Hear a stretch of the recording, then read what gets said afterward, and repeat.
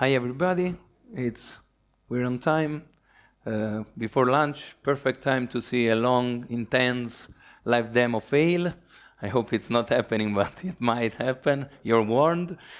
We like risk in our company. We like risky live demos like this.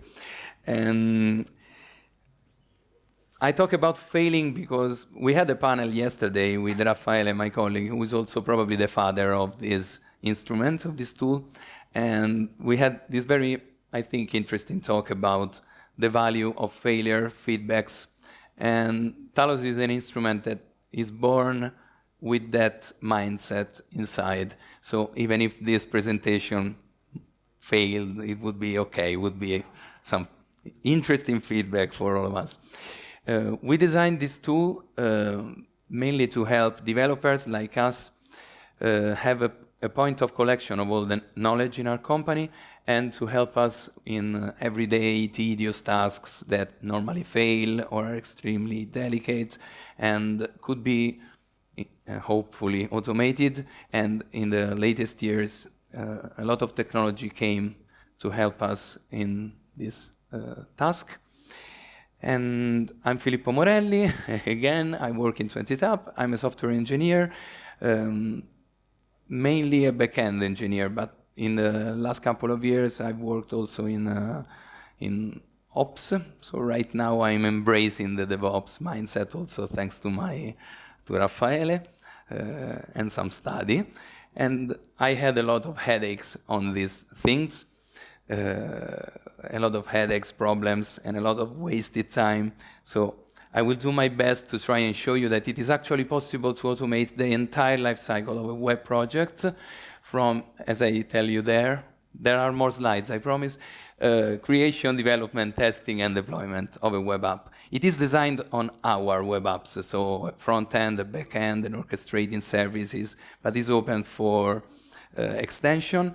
And so I promise you that it is actually possible and that it will be also useful and relevant for you. That's what we hope. And if it's relevant and useful for you, we invite you to contribute to this project. It's an open source project and we encourage you to contribute.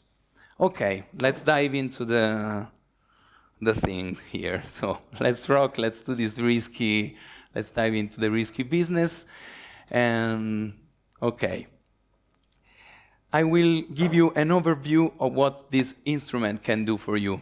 It has been named Talos only recently. It used to be called 20TAP Standard Project because it was born as a template for us to collect from the smallest to the biggest piece of information that we came to discover in our company. So some tools that we deemed useful and we wanted to integrate into these tools. So they are now available to all of you. This makes the instrument particularly big and complex. That's why I think there might be problems. That's why I think like that. But it also makes it very rich and interesting. So the first thing that Talos can do for you is automating the initialization of the local environment and of the versioning control, which is pretty standard. And it was the task with which it was born when Raffaele first and Gabriele first thought about it. They wanted something for scaffolding, bootstrapping their projects. Okay. And so now Daniele, my colleague that I have not introduced to you. Thank you, Daniele. A small applause to Daniele, please. Sorry. Okay, let's do this. This is I don't know how you would consider it, if tedious or interesting wizard that asks you, it's inevitable, a bunch of information.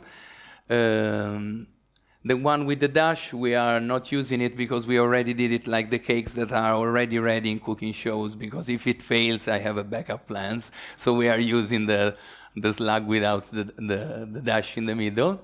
And here, the wizard is obviously asking you if you want a Django backend service or an Next.js front-end service. These services, we consider them like sub-modules. They are, in fact, sub-repos that are shaped like the main one, and they can be activated if you need this kind of services in your project. Then the deployment type is an important information. This is one of the spots where we want to increase the support as much as possible. Don't copy our secrets. They won't be visible. DigitalOcean is the one that we use most frequently in 20 tab. That's why it's the default choice here, but we intend to expand it to Amazon. This is an expansion that is 70% ready, I would dare say. I'm always too optimistic. And then the token, obviously. Terraform. Terraform is one of the most recent integration in this instrument, and it is integrated into it.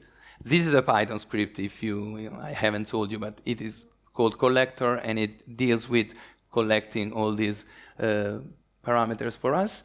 And Terraform helps us with obviously doing its job, infrastructure as code.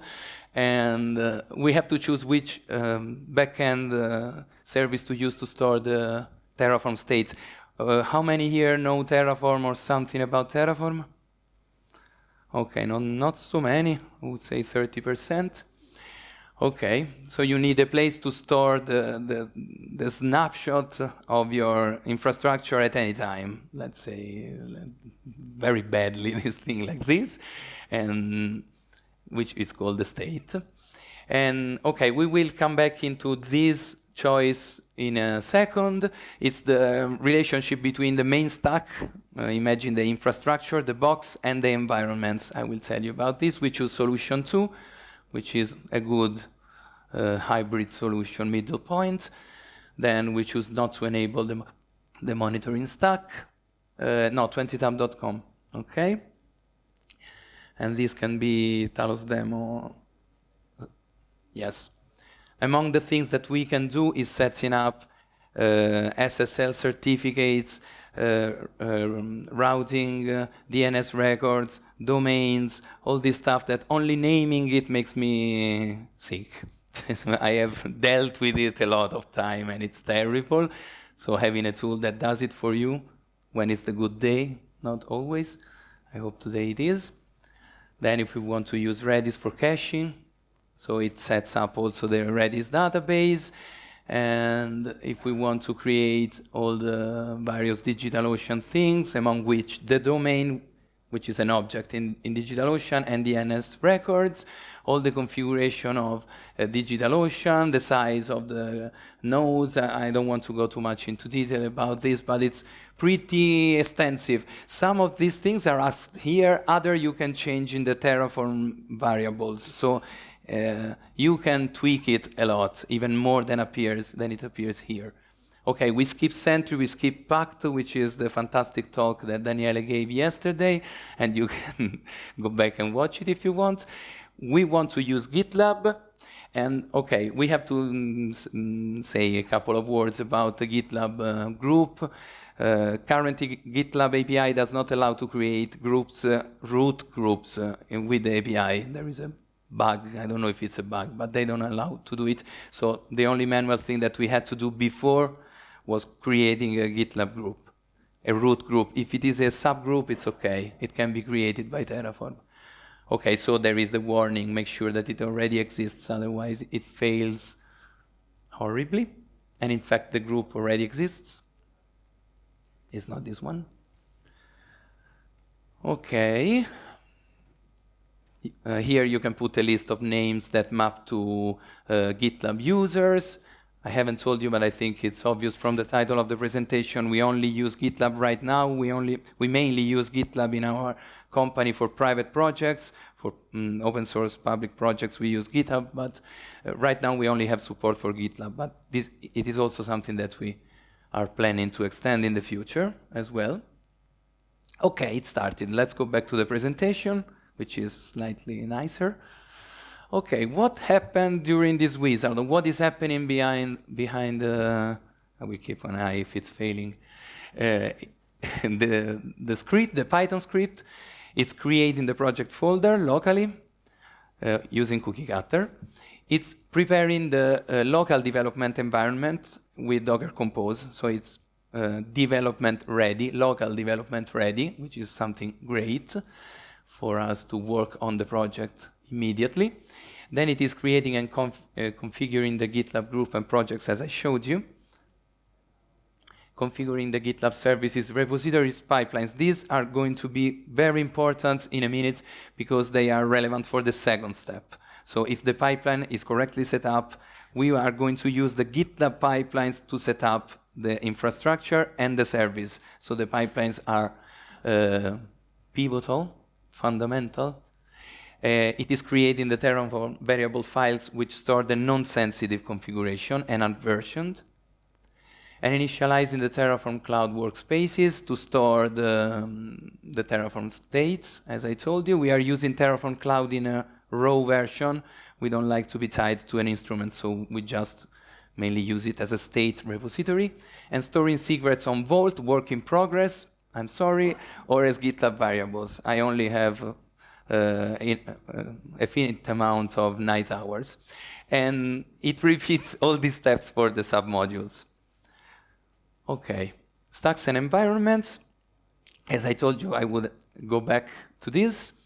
In 20 tab, this is again something we might generalize in the future, but it's pretty heavy. We have three main environments: development, staging, and production. They should have popped up very nicely, but Daniele is in a hurry. So we have three environments, and then we let the user decide how to distribute these environments into stacks, because we want to make our customers sometimes save some money. So sometimes they want to have the three environments all in one place, and sometimes they want to have the development ones in one stack and production in another one. For instance, this solution is solution one, in the choices in the wizard, everything in one stack. The other one is the two development environments in stack dev and production in stack main. And then three stacks for the for the customers that want to spend a lot of money but want to have everything well isolated. Okay, this was a clarification that we had to do. Are we done or not with the wizard and everything? So what we have now, perfect. Ecco fatto, ok, dead. We have to... Solution 2, yeah. No? Che hai messo che già esisteva l'organizzazione, no? No, fatta creare. Boh, vabbè. Ok, I told you it would have happened. We have the ready one, fortunately. So what I would have liked to happen was there, but it didn't. Probably something was done. Yeah, so... No, dall'altra parte, on the other side, c'è qualcosa, ha fatto qualche cosina lì su Talos Demo, Daniel? Sì. Let's check. This is the live one. Yeah, just the orchestrator. I would dare say 90%. Probably the Terraform states we could have done manually. Check on Terraform Cloud, just to double check if there is the evil corp, or maybe it didn't even create the evil corp. No, okay, that's the thing. It probably had some problems with Terraform Cloud. Bad. Okay. But fortunately, we have the ready cake. I'm sorry. And now we switch to this one. This is the kind of result that we were expecting to obtain. So turn indietro, please. The three services, the orchestrating services, which is the one that we are going to talk in a second, and is going to deploy our main infrastructure, and then the two repositories for the services that we chose in the beginning, so the backend and the front end, which are already initialized. Okay, here, this pipeline has already been run, but we can show how to do it. So this is the trigger is done manually because this is something that is not very convenient to automate. So the trigger is manual because that day you start paying. So this thing, you must normally do it manually or in a very conscious way. Not you, maybe your customer, but someone is starting to pay. So run pipeline, and from here we design this interaction using the, penso doppio clic te le suggerisce? No, okay. Through the pipeline variables, we can tell the pipeline what stages. I haven't talked about stages, but since the infrastructure is pretty complicated, it deploys one main infrastructure that contains the Kubernetes cluster, database clusters, and the S3 storage spaces in DigitalOcean, they are called. And so this is base. Then cluster creates resources inside the cluster. In Terraform, it is strongly unadvised, or they strongly advise you not to create resources inside the cluster that you create in the same run of Terraform. So we have a run that creates the cluster, which is base, and another run, which is cluster, that creates resources inside the cluster. And base and cluster have a multiplicity as the stacks. So if you have one stack, you have one run of base and cluster to deploy main. And environment is the development stage that deploys the environments, sets up the environments. So we run the pipeline, and it's a pretty rich pipeline that does all the Terraform phases for the base, cluster, and environment stages. But we already did that, so this is not probably doing anything right now. And yes, this is a summary of what I already told, but again, this is the second problem that Talos automates for you. So the configuration and deployment of the initial infrastructure, like say the empty box without any services inside. So for a chosen number of stacks, as I told you, you can initialize the base resources, the Kubernetes cluster resources, and for a chosen number of environments, I highlight that these have different multiplicity in principle, according to the scheme that I showed you before. So for a chosen number of environment, it initializes the environment resources, so deployments, routing, domains, DNS records, and everything that is environment is numbered as many as the environment. Third thing that Talos automates for you, finally, is the services continuous delivery. So we have finally got to the sub-modules. Puoi far vedere I repository. Time flies. So the front end and back end, we have not touched them till now. So you can first configure them. All the configuration is versioned into, non so quanto c'è qua, Terraform, vars, and here you have the configuration of the various environments and a common configuration in the .tfvars file. Yeah, something is here. You can uncomment, change, experiment, and then when you're ready, the orchestrator works with the manual triggering. These guys, the backend and the front end, they have a real continuous delivery kind of mindset in the pipeline. So when you deploy to develop, it automatically, those green symbols there are fake. It's not true. No, we ran it before and it's true. When you deploy to develop, it deploys to the deployment environment, and it performs a series of stages to check that. We don't have pact enabled here, but if you had pact enabled, the stages and the jobs would be much more, because we have to check that we are actually able to deploy into the chosen environment. So we have larger pipelines. And if you then merge to main, which is our main branch, this automatically deploys to the stages environment, and if you tag and manually deploy, then you go to production. This is to implement more thoroughly a continuous delivery scenario. The same happens for the front end.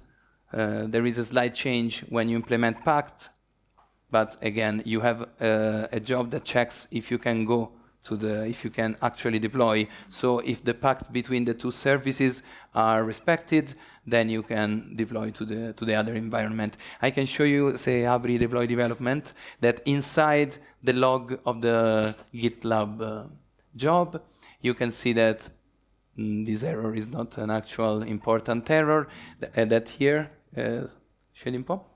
le 4 risorse. Ah, perfetto. That we plan to add 4 resources, for instance, which are, in this case, the front-end deployment in Kubernetes, and the secret, the config map. Kubernetes is another staple of this project, which I haven't mentioned. And so here the apply was complete and all 4 resources were added. I'm giving Kubernetes for granted. This is great. Means that finally maybe it's tamed. And okay, I think it's pretty much for the time that we have right now. And we can go back to this one. Perfect. So the third step, just for a quick recap, is based on GitLab pipeline jobs that do the Sentry release. Sentry is something that we purposely didn't turn on, but it would be in the pipeline, so the pipeline becomes larger and larger depending on how many add-ons we enable. So the Sentry release, it does the testing. The testing are done even in the simplest forms. You cannot disable tests, sorry guys. If you want, you have to go into and remove the hard coding, but you can make pointless tests. It's good. A lot of us are true. And then next. Okay, test coverage report, obviously. Contract tests and deployment checks, as I told you. So we have this part, is very important for us. Not to fight between the two front-end and back-end guys, which is us normally. And Docker image build. This is part of the deployment phase. Build and deploy using Terraform. And I think this is everything. And we go straight to what can you do for Talos if you want to do anything for Talos, because it's not important for the destiny of humanity, but what can you do for Talos? We obviously need help. It's an open source project. Again, it's enormous, so the time was like, my God, and very little. Start the Talos GitHub repository. We don't deserve it today because we didn't finish the thing, but we wouldn't have time to run the pipelines for real, because, for instance, a DigitalOcean load balancer takes 15 minutes to spin up. So even wanting to show you for real, it would have been very hard to do it. Create or contribute to new submodules or services. For instance, adding a submodule for Fast API on the backend side or Flutter on the front-end side, just to name 2 that we actually use and haven't integrated yet.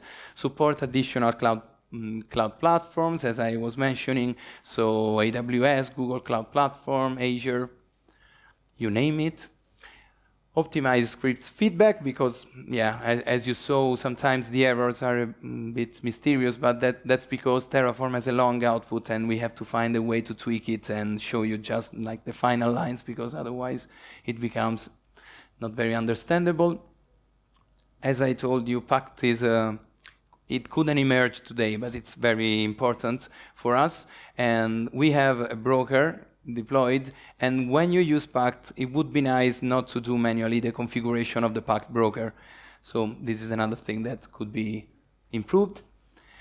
Configure custom GitLab runners. We have custom GitLab runners, but we don't configure them automatically using Talos. This is something that would be very nice to have. And then implement a web interface, because I haven't told you, but Talos has 2 components. So the collector is the wizard, and the runner runs the code. So the collecting part could be done in any ways that you think of. For instance, Daniele thought about integrating it into a GitLab pipeline, so all the answers to the questions, you put them as GitLab variables, and then you run the pipeline, and you run the runner there. Or otherwise, you could have a very nice web service with a web interface on the front end and the runner in a backend service. And then use it if you want. And Gabbo suggested me that if you want to have an hands-on try with Talos, we can assist you right after the conference, or whenever you come to us, you ask us. We don't have a special, yes, we have do more with less shirt and 20 dub guys. And okay, I think we are done. Thank you very much, guys. Thank you, Filippo and Daniele. Yes. We have a few questions from Slido. The first one is, if I summarize a couple of questions, does the script have a configuration file that you can proceed to it, or you just have to configure it? Let's add it to the list because it's something that we wanted to do. It has a dump when something went bad, like before, it creates a dump of all the information, but it's something that we don't really like because it contains all the sensitive information, so it should be managed differently. Good question, we have to do it as well, yes. And how do you manage updates to the core scaffold? I mean, if you have to update a Terraform module or something in multiple projects? The versions, I think you have, they are versioned. They are in the repository, so you have to go into the code and you change the version and you redeploy. If it's compatible, if it's doable, and you know that it can be done, you just change it into the code. But you run this project per project, not the way And no, yes, this is not a master of all our projects, not at all. We repeat this thing for all the projects because each project is very different. Then it starts like this, but then it evolves in different directions. It would be probably a little pointless. I think this question has been answered in your last slide. Which integration do you have in a roadmap, Amazon services, etc.? But yeah, you already told. So I don't know if there is any question from the floor.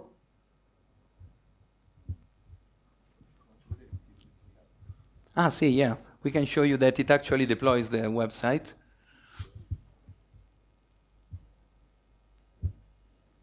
Yeah, here it is. Yeah. And the backend, the Django backend is also there. So here you have it, and it has SSL certificates again, and it works. And this is the dev. If we had developed stage, then stage would be there in production as well. Okay, you deserve a star.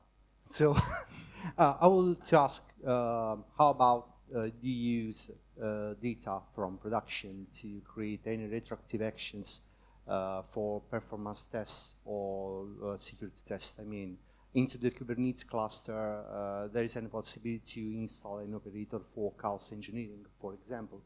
Can you?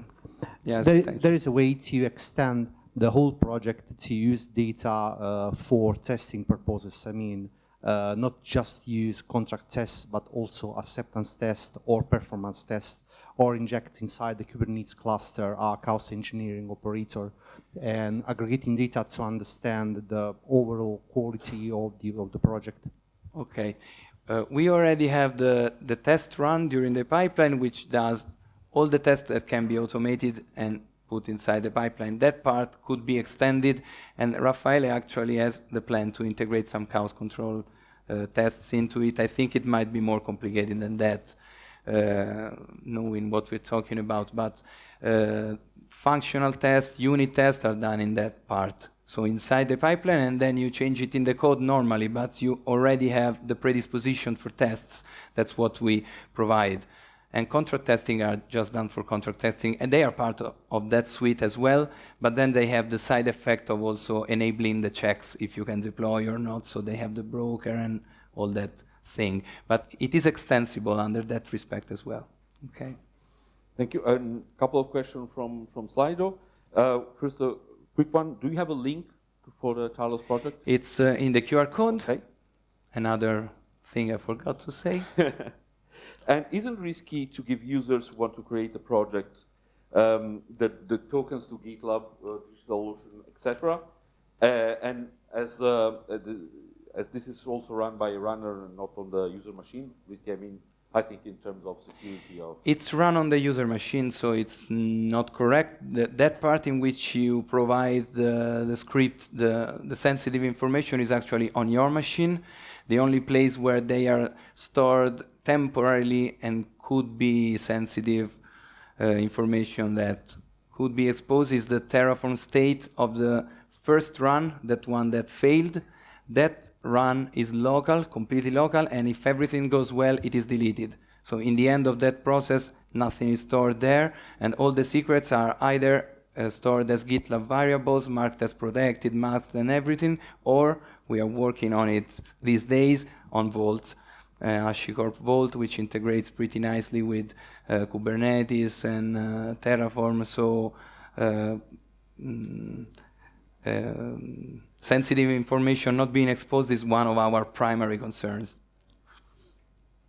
Time for one last question from the floor. Okay. Thank you so much, Filippo. Thank Daniele. you. Hey.